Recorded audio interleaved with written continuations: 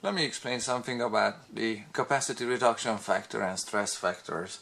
Both of these factors have this triangle in them, or with them, that I use, where the vertical part of the triangle is abbreviated with H for headroom, and the hypotenuse of the triangle is not H for hypotenuse, is L for the length of the sling. And these are both right angle triangles, and it's important because that's where trigonometry really works. And in this configuration, do notice that we have this angle here, the angle between the horizontal and the load there, the load and the horizontal, the load and the horizontal, and the load being here and the horizontal. That's the angle that's being considered. And on some of these charts there are angles listed, and they are the same way, they are interpreted the same way, the angle to the horizontal, okay, not to the vertical. That's important. So what we have here is two of these triangles, and if you remember your high school stuff, it's the sine function. It's the sine function that's being used here, because we have the if you remember SOHCAHTOA there, so you can see it. The sine of any angle is the opposite side divided by the hypotenuse.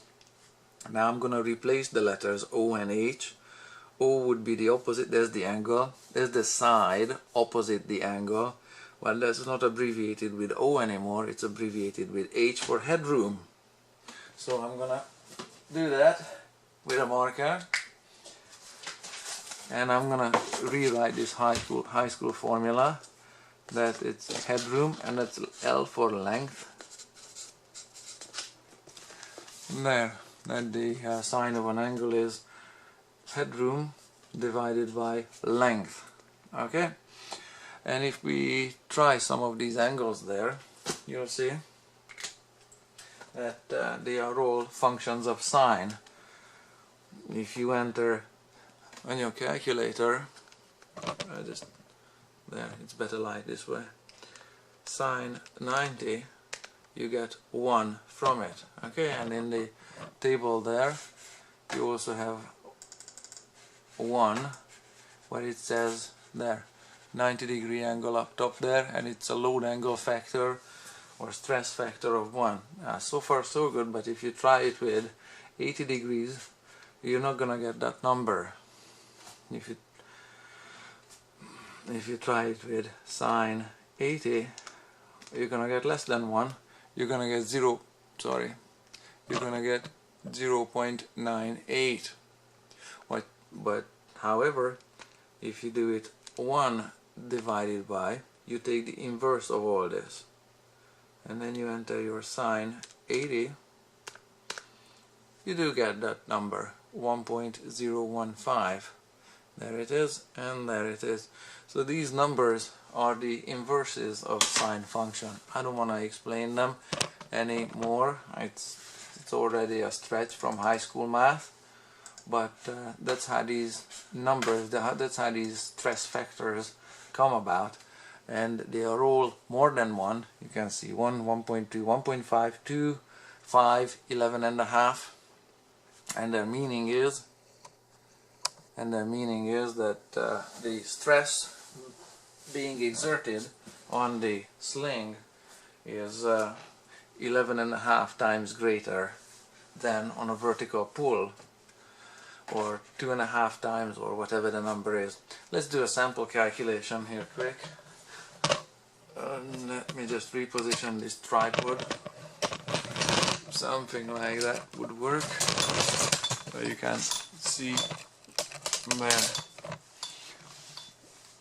Maybe a little closer, just a sec. I'm almost there, thereabouts.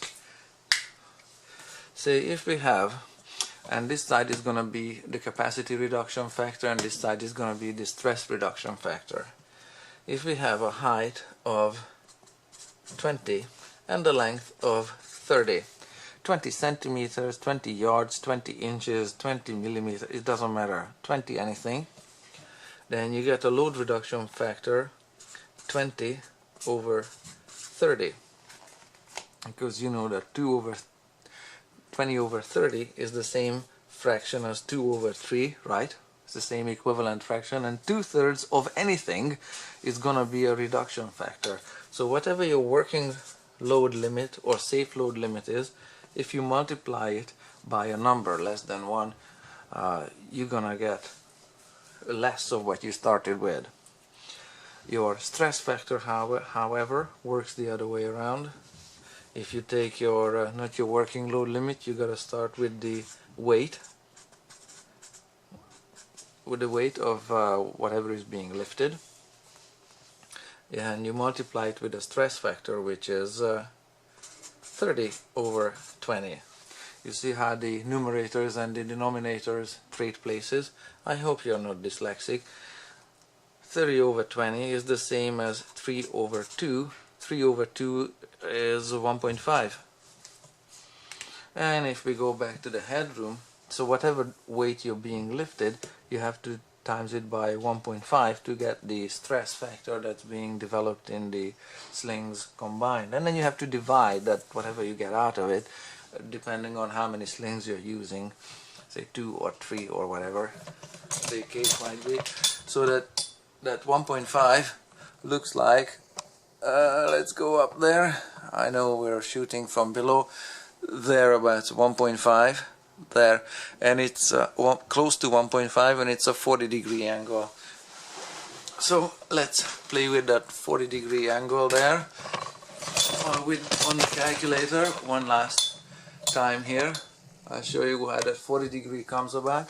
You can calculate the actual angle. You can calculate if you enter the 20 and the 30, say second function sine. So I have second function sine bracket 20/30, close the bracket, equals 41.8-degree angle. That's pretty good, right?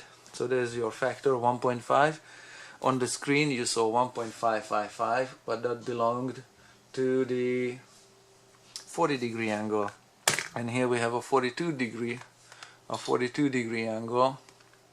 That's that included angle there, given 20 for this and 30 for that. So you see these things kind of work together, and just practice and measure something and calculate something.